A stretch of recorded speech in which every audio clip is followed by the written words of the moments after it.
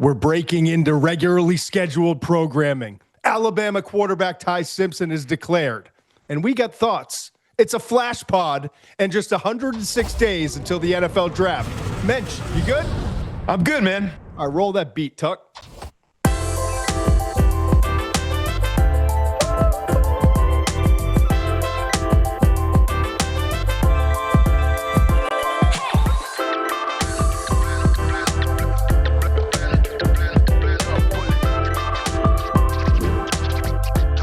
Ty Simpson declared. I don't want to say we're stunned. Oh, what's that? What was that original? Let's go back to that original emotion. You did this. Well, listen, I've never felt more like Pete Carroll than I do today. Why? It feels like the Mark Sanchez press conference all over again. The McShay Show is presented by FanDuel. FanDuel's got it all. Same game parlays, quick bets for jumping in live, and your way so you can build the bet that fits your play. Plus, don't miss out on all the action during the rest of the college football playoffs. Download the FanDuel app or head to FanDuel.com/McShay to get started. Must be 21 and older and present in select states, or 18 and older and present in D.C., Kentucky, or Wyoming. Gambling problem? Call 1-800-GAMBLER or visit rg-help.com. Call 1-888-789-7777 or visit ccpg.org/chat in Connecticut. You know, great kid, talented player, has a chance to be a really good NFL quarterback. But we know this kind of the decision goes against the grain of what we understand. You know, quarterbacks that stay in college longer are generally more successful. We've talked about it. You're the snaps guy, man. I can't wait for the snaps guy's take on this. Because I agree with you. I give you a hard time. I do, and I enjoy giving you a hard time. I know. But I agree with you. The longer you stay, the better off you are. And we're going to get into where he could go and all that stuff and what his dad said. I get all that. What's your best chance at long-term success? And I'm rooting for him. I want him to have long-term success, and that's going back to school. So I'm not loving the decision right now, and I don't mean to be a negative Nelly. No. But that's kind of how I feel. Let's go through the kind of the timeline, the details, and then let's start talking about this and what it means for Ty. What general managers and scouting directors and scouts and everyone who's involved in the decision-making process, like what are they looking at? What do we see? Where could he land? And all sorts of things.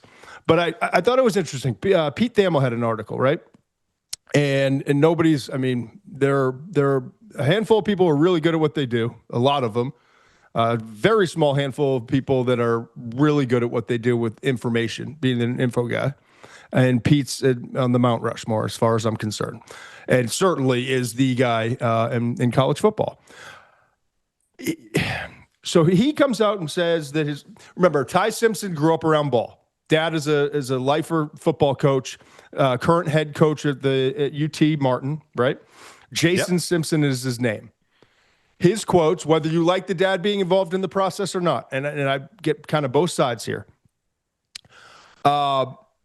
His quote was that he says that his son received first-round grades from every NFL general manager that they contacted, okay?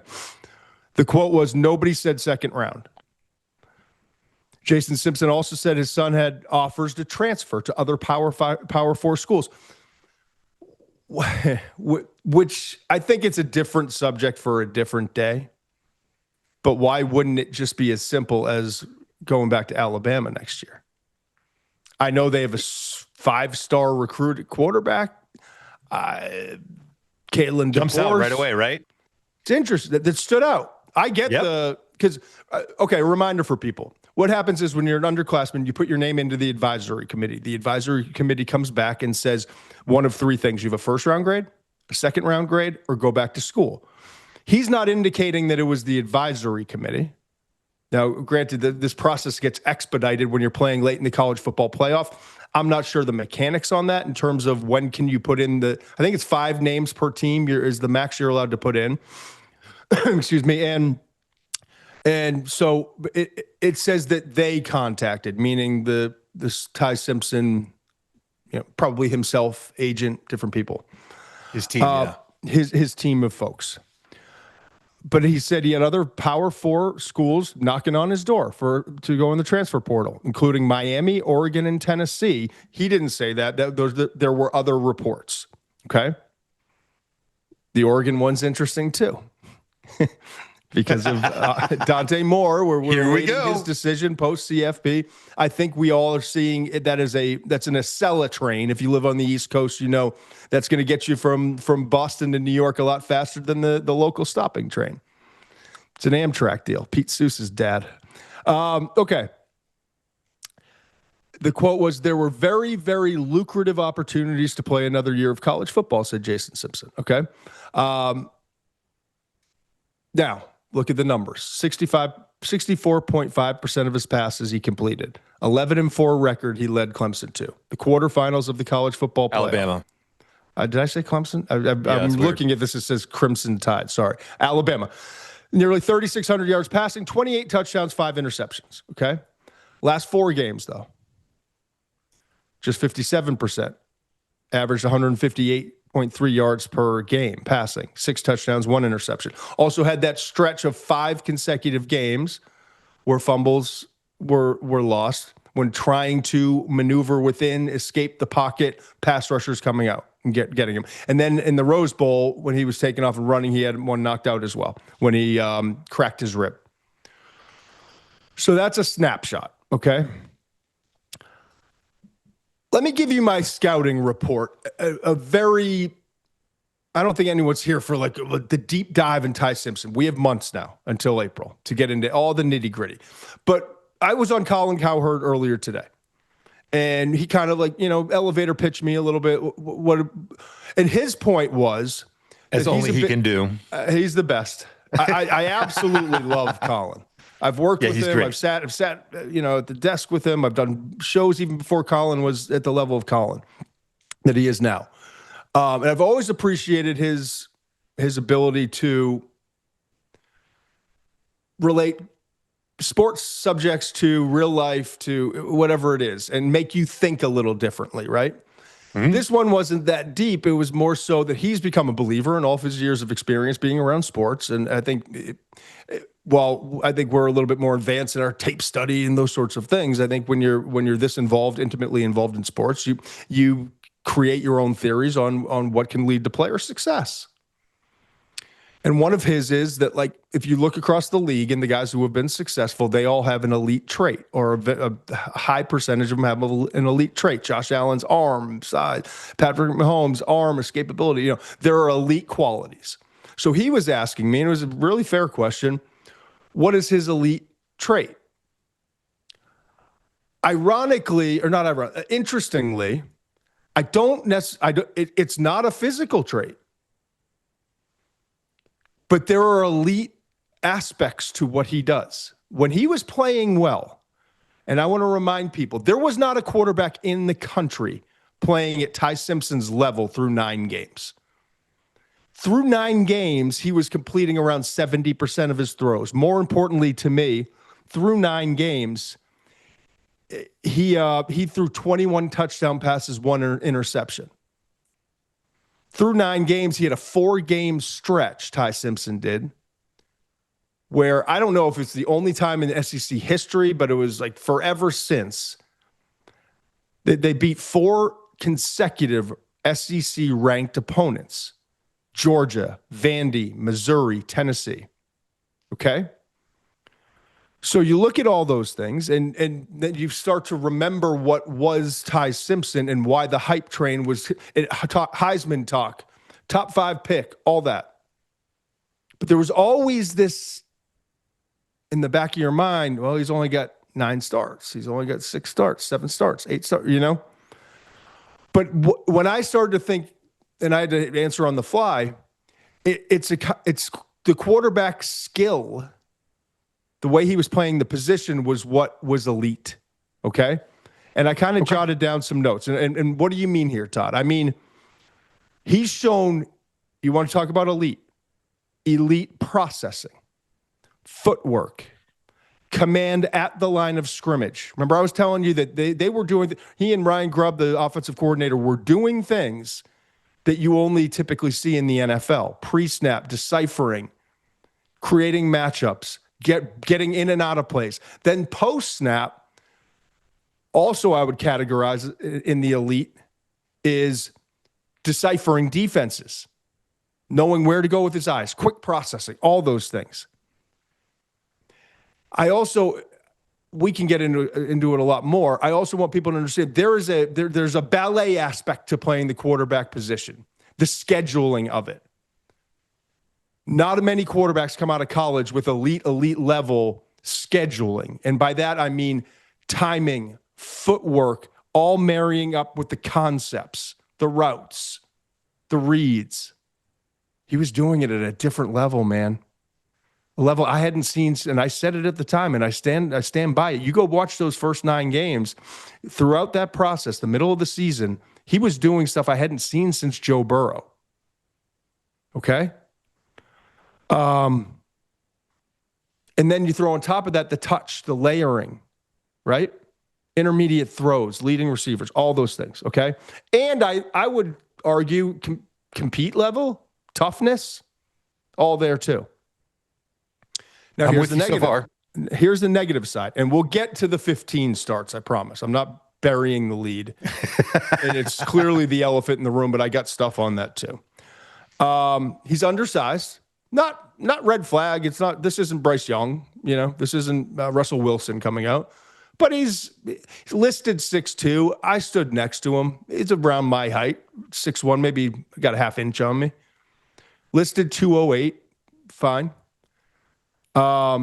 Much more importantly, I saw a quarterback who started to try past that first 9 games when they got to Oklahoma. You got this sense of a few things. One, it became an absolute given. We ain't running the football. Alabama finished 125th in the FBS. There's only 136 teams, folks, in rushing offense. It's hard to debate. Ryan Williams is his best, most talented wide receiver. He got the yips. Not catching the ball, confidence down, not getting open. Something was going on. The third part of it is, and this is where it started to become obvious at Oklahoma, and it took a Brent Venables to kind of open Pandora's box, if you will. When you're an inexperienced quarterback, there's not a lot of tape to go off of. There's not tendencies to study. So now 9 games in, Brent Venables gets his hands on this thing. Is like, okay. When someone does this, he likes to go to this. If we show this, if we overload here, he's going to slide protection. The read is there. You saw in that Oklahoma game a high level defensive coordinator start to figure out the tendencies. And you, Steve Muench, have told me all season long, while there's a lot of talent there, the pass protection's been inconsistent. So there's vulnerabilities, there's holes, there's ways to get to him. And while I do believe he has a stronger arm than people think, and he's more mobile than people think, this isn't Lamar. This isn't, you know what I mean? So this isn't a guy who, if everything breaks down, I'm still going to go pick up 8. So protection, so I don't have to worry about the run that much. I could stop the run on the way to the quarterback, and now I got to beat. And so everyone after Oklahoma was like, now I see it, And so things started to fall apart, and the pressure's mounting. And by the way, he's carrying Alabama. But how long can you carry it? Same stuff we talked about with Nussmeier last year a little bit, but I think even more pronounced, if I'm being honest. And then the deep ball accuracy was a concern. Spotty. Great throws, a couple great throws to Ryan Williams. That deep ball, the first drive, I think it was against Georgia the first time around. Beautiful ball, right down the middle of the field. Drop. But it wasn't all drops. There were more off-target throws on deep balls than there were drops, if you're looking at just the incompletions, and I have. And then finally, the ball security. We talked about the 5 straight games with fumbles inside the pocket. So there's a lot of pros. There's an absence, though, of an elite physical trait. And then there's this final stretch of the season that you have to really do some deep digging into to try to figure out Is it circumstantial? Or is this going to carry over to the NFL, right? And then here's the last thing, and I'll let you go, and I apologize for, as I always do. No, go ahead. The NFL's quarterbacks of note. I went through and I condensed the version so we didn't have 50 names, and I could do this quickly for you because I knew you'd be waiting, so you could bust my balls after the show or during the show. But I know it's coming. But you love it too. Deep down in places you don't like talking about. You love it. Okay, notable NFL starters with college experience, right? Bo Nix is in the 60-plus group.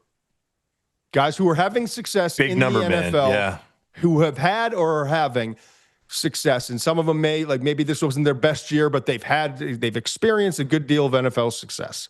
Or it's 1 year this year, whatever it is. You'll get the list. How about the guys with 50-plus starts? Cam Ward hasn't experienced it yet, but there's not many people who talk. I talked to an NFL head coach today for 55 minutes, and he was putting Cam's name in with Drake, Jaden, some other guys. I'm just talent-wise coming out and what he thinks they could be. Okay? That's cool. I love it. Really cool. 50-plus starts is Cam Ward, Jaden Daniels. 40-plus starts, Baker, Purdy, Penix Jr., Herbert, Hurts, Dart. 30-plus starts, Cousins, Geno, Goff, Daniel Jones, Trevor, Stafford, Lamar, Dak, Caleb, Love. It's just about every good starter in the league. Except, did you say Shuck? I did not yet. I did not put it. He wasn't in there of the list. But he was. I would make this note about Shuck that his starts may not be. I think he's an interesting cat because he played 7 years of college football. So even though he doesn't have the starts, maybe. I would guess he's 7 years. What was he around? I think he was around 20. He was 20 plus. Yeah, I thought he was closer to 30, but 4 or 5. Around 30. I want to say 28, 30, somewhere in that range. In 7 years of college football. There were 3 that are starting in the NFL right now, 2 of which are the best, they're on the Rushmore, that are sub 30, but both are 25 plus. Josh Allen, Patrick Mahomes. They're the outliers, if you will, right? But 29 and 25 respectively, Allen and Mahomes. But they're also superhuman. Yeah, they're Colin Cowherd guys. They have traits. Multiple. And beyond that, they both had great early development in their career. Mahomes sat out that year, had Alex Smith, had Andy Reid. Josh Allen had Brian Daboll. You know how highly I regard him. Send your ats. And Bryce Young was the other one. And Bryce Young's doing okay. We're in the playoffs. Rough start, but regardless. The problem is when you get the 15 starts immediately, and rightfully so. 2 names come to mind immediately. You can go with Mark Sanchez. You can go with Dwayne Haskins. But I think the 2 most immediate that come to everyone's mind, Mitch Trubisky, Anthony Richardson.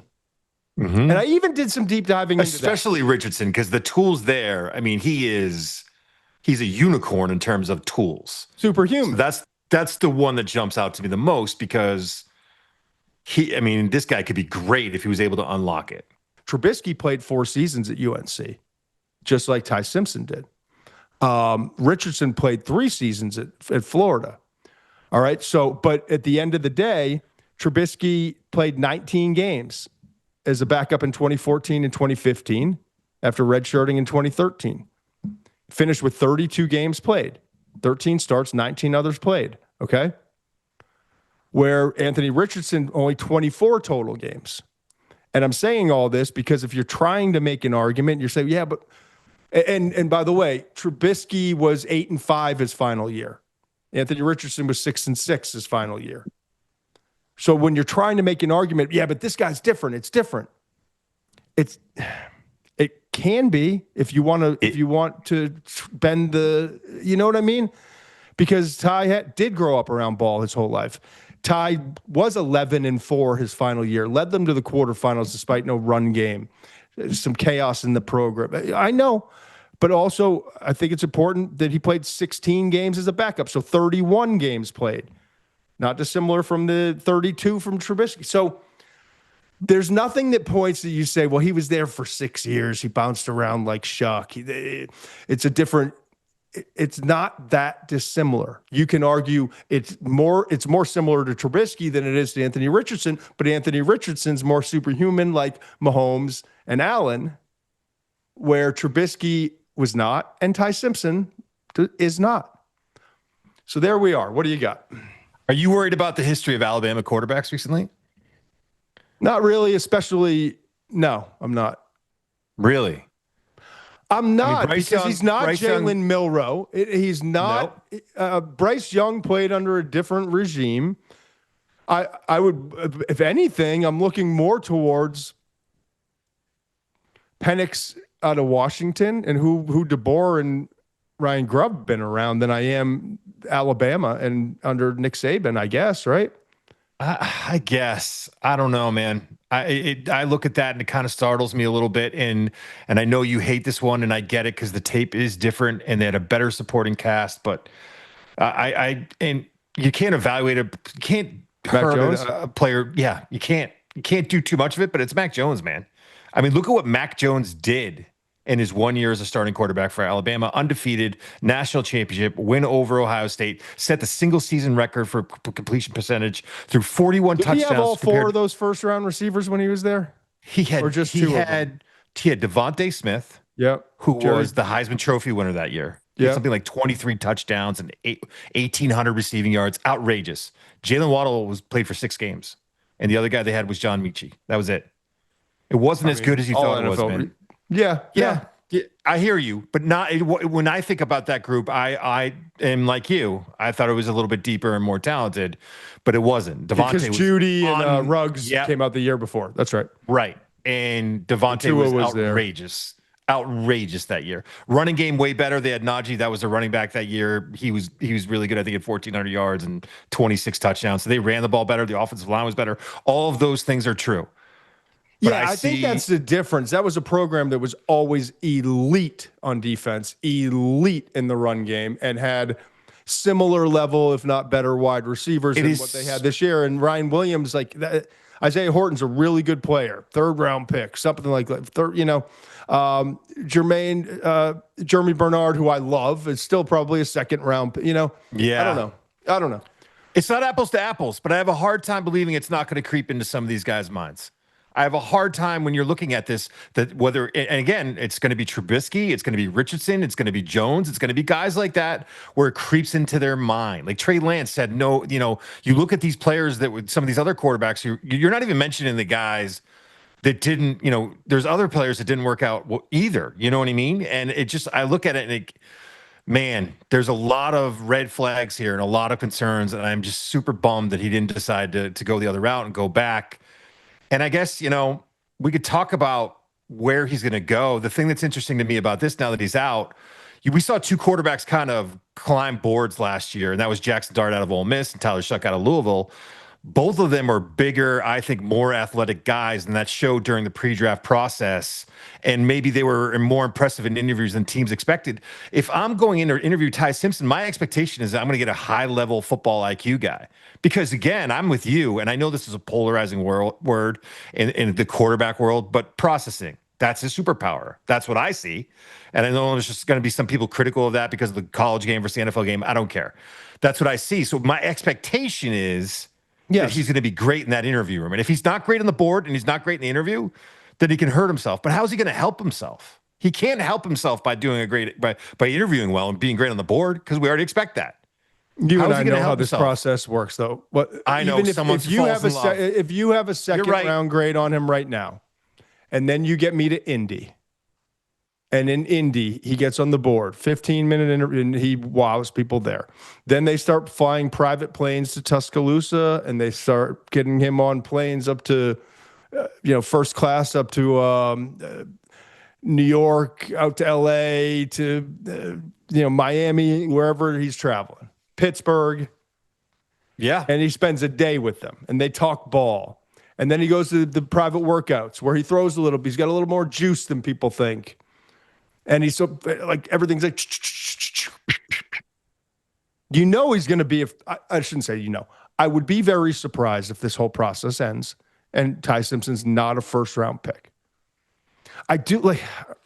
But we're having two different. Go ahead. We're transitioning to another conversation here, which I'm good with. So no. Transferring away from long-term success into where he will get drafted. Those are two different things. Is he capped? Is what we saw in those 9 games when he was playing the best ball of his life? Is that the peak of it? Can you ever have success with him if the supporting cast isn't outstanding around him? I think that's a question that everyone's going to ask. And I want to go back to. Go ahead. I'll answer it. I say he is, but that's pretty damn good. He could be capped at that, and I'll be okay with it. If I'm getting the quarterback that he was at times this year, awesome. I am all set. Give me that guy all day. You're going to win a lot of games with that kind of a quarterback. But that again, it goes back to what I was saying. There's not a lot of areas that he can really help himself in the pre-draft process, because I do think he is. That's his max. I'll do plenty of table pounding for him, and I just spent a portion of the show doing some of that, right? We always have to recognize that there's going to be the guys on the other side in that draft room pounding the table. Wait till 2027. Yes. Wait till we see that list. I'm going to give you. I was texting with said head coach today, trying to make a point. You ready for this list? Arch, Sellers, Sayin, Sorsby, Carr, CJ Carr, Levitt, Ian Maliava, Matir, Mensa, Mayava, Lagway, Raiola, Childs, Hoover, etc. That's what I texted this head coach today. What I'm saying, when you're debating, when you're just, this is what could be available next year. So is this year the year to maybe build around before? Do you think that played a role in the Simpson camp's decision? I guess that's hypothetical. Maybe we shouldn't go there, but I think it absolutely could have. Yeah, I think it could have. Yeah. You get lost in that group pretty easily when you don't have special traits. You don't get lost in this group, because in the same conversations this morning, it's like, okay, who's after those two? Mendoza and Moore. It's like, I love Garrett Nussmeier, but a lot to overcome. The durability, size, doesn't have the arm, all this, Beck, I can't get on board with all the other stuff, but is playing well. I like what. Well, let me ask you this: we start into day 3 guys, man. Yeah, Allard, I can't do it. So yes, you're a tiers guy, right? So your top tier, I would assume, in this class is Mendoza Moore of Oregon and Mendoza, right? Yes. So your second tier, is it Simpson by himself, Simpson or is solo. Carson? Okay, I didn't know if Carson Beck was creeping in that conversation, because it's going to be interesting to see, man. I'm telling you, it's going to be interesting. And I'm with you, but I think this is, I don't know. This to me, I'm again, there's no other way of saying it. I'm bummed that he's making this decision, and I get what it means in terms of your draft position. Again, 2 different conversations. If you're talking about wanting to get drafted earlier, Ty Simpson should come out now. If you're talking about wanting to be successful for the long run in the NFL, that's a different thing, and I think he should have gone back. Yeah, and I'm here for the conversation about what's best for the long-term NFL. And I think I think this is a failure. This decision by Ty Simpson is a failure to take the long-term view. And I'm not even talking about money. I'm talking about just when you're my age or 70 or 80 and you're on the rocking chair. Yes. You want to look back. You're going to make a lot. You've already made a good amount of money. You're going to make a ton of money, even if you don't even play that second contract. Don't you want to put yourself in the best position to have success in the NFL? And I think this decision by Ty Simpson fails to put him in the best position to have long-term success in the NFL. And I hate to say that, because his dad's a football coach, and I know everyone's trying to make the right decision by him. That doesn't mean he's going to fail. But I'm a trends guy. What more do we have than history, trends, relying on our experience in this position? And when I'm talking to an NFL head coach, or I'm talking to a GM, or you talk to Parcells about, I don't want a roster full of exceptions. Yeah. This is why we rely so heavily on these things, man, because we've learned from our mistakes. I will say there's one big exception here, and I don't want to jump you because, again, we don't really talk a lot before we get on here because we want it to be natural. But one of the things you briefly mentioned, because I immediately, you texted me and said, let's do a response. And I said, I mean, I don't want to go on there and be overly critical. I'm a little down about this. I don't feel great about it. And you said, well, we could talk about the positive stuff and we could talk about the teams that could take him maybe late in the first. And the team you brought up was the Rams. Now, that is a big exception now. If you're telling me, because this is a big deal for everyone. It's the first thing that jumped to my mind. So if he's going to play for Sean McVay and Matthew Stafford's playing another year, okay, now he's a genius. Well, now he's a genius. Now he broke the code. He put himself in the best position to succeed. But man, what a crapshoot, right? Like, is he like, oh, like if it happens and it goes that way, he could really stick it to Muench and be like, hey, you said it came out so early. Look at me now. I'm with this great play caller. I learned from one of the best that ever played the game, a future Hall of Famer, all of that stuff. That could happen. So I want to say that is the one exception. A lot of these other teams, I just don't know. Like, are we super excited if he goes to the Steelers? I don't know. Like the Browns, I would have felt better if Stefanski was still there. Now that he's not, I don't know. Like there's not a lot of great landing spots. I mean, Arizona coming back in maybe and trying to get him late. So I don't know. Let's go through them. Miami's sitting at 11. By the way, would be a very interesting fit. It would be. That is an interesting fit. It is. As of airing this show, I think Mike McDaniel's still the head coach, right? And you feel good about him that being the case, right? You feel like that might, or as better good than as most. you can, given all the circumstances and everything. But I've got the word is that he's probably going to get another shot at this, but I can't say 100%. Okay.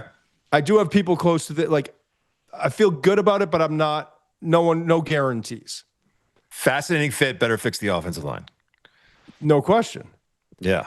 Rams at 13, or currently they pick at 29.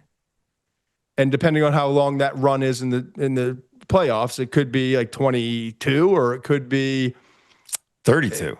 32, right. So, yeah. So that's interesting to watch. It's too bad that Indianapolis traded that pick for Revis Island because I think Shane Steichen, that would have been an awesome fit. Okay.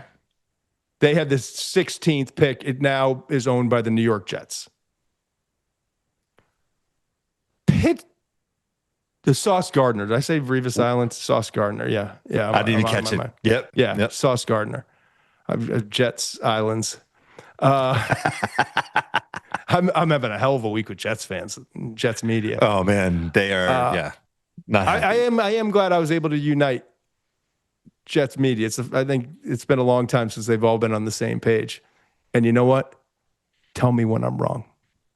21 Pittsburgh. That's interesting. Is it? I don't know. Yeah, I don't know if I like that. It's only interesting to me because they very clearly have a quarterback need because I think that this is Aaron Rodgers' last run. Yes. And to get a Ty Simpson at 21, if he were still there, you're like, all right. But is it another Trubisky? I actually think it's more interesting if Rodgers comes back for another year. If he plays one more with you. Yeah, I actually so that's where it gets more interesting to me. Sit this kid. Let him sit them all. Let the thing with quarterbacks, but never. I know. The answer is never. I know. I live in a world. Was Mahomes the last one? Jordan Love. Yeah. Was that after Mahomes? Yeah. Yeah. But it's like a 20-1 proposition of first round quarterbacks that don't see the field as a starter in their rookie year. And then Cleveland. Kind of hope not. Stefanski's out, but Cleveland is currently picking at 28. The Jaguars from the trade with who would have thought, by the way, the Jaguars would have this kind of year after that move for a player that really didn't contribute a ton, and that Cleveland would kind of look like geniuses from that move, but would have yet another Browns season, Yep. But they did it to get in these kinds of positions. I do wonder if it catches up to them long term. That's a conversation for another pod. Yeah. We'll see. So far, so good. So Miami, Rams, Pittsburgh, Cleveland. Anyone else I'm missing? And Miami, the pick started 11, go to 13 Rams. Rams have another one in the 20s or early 30s, late first. Cleveland has one at 28, and Pittsburgh kind of sitting in the middle at 21. Other than the teams that might do what the Giants did and get back in, no. I mean, Arizona at 3 is interesting if they can find a way to get back. If he starts sliding, it could be a Jackson Dart deal. Yeah. So there's that. You could look at it that way, but as it sits now, I don't think you're missing anyone. Miami and the Rams are super interesting to me. Those are the two best fits. Yeah, they have other needs, and I don't know. I feel like 11 seems rich, but he's a quarter. I don't know. It's going to be interesting. It's going to be interesting. And well, it's time to turn the page. Ty's in. I just got to get over it, right? Like I just can't. That's what I'm saying. This is therapy. We've got a show Thursday night, breaking in. Last 5 minutes of the first college football playoff semifinal game, which is Miami versus Ole Miss. Come join us live on YouTube. We'll be back Friday night. By then, I promise you, Muench will have flushed this out of his system. I'm equally, I don't want to say disappointed. I just kind of believe in Ty Simpson, and I wanted to see another year for him to develop, hone. I always say, rinse, refine, repeat, and come back, whether it's Alabama or somewhere else, with kind of a better supporting cast and take his game to another level. Even if it meant he's going to be late first this year and probably would be late first, worst case, early second next year. Yes. But we got to get it out of our system. We got 2 huge shows coming up. And we're coming off 2 of the biggest shows that we've had all year long. And so, it's time to go. So, anything else? I think that's it. I want people to understand this. We root for everyone. Everyone's like, oh, you have your favorites. We root for every prospect to do well. We don't like the decision because we are rooting for him. Yeah. Yes. It's, I don't know. All right. We will see you guys Thursday night. We appreciate you coming in, to us breaking into programming. And as always, Muench is 5 stars. You can't even debate it. Must be 21 plus and present in select states. For Kansas, in affiliation with Kansas Star Casino, or 18 plus and present in D.C., Kentucky, or Wyoming. Gambling problem? Call 1-800-GAMBLER or visit rg-help.com. Call 1-888-789-7777 or visit ccpg.org/chat in Connecticut or visit mdgamblinghelp.org in Maryland. Hope is here. Visit gamblinghelplinema.org or call 1-800-327-5050 for 24/7 support in Massachusetts, or call 1-877-8-HOPE-NY or text HOPE-NY in New York.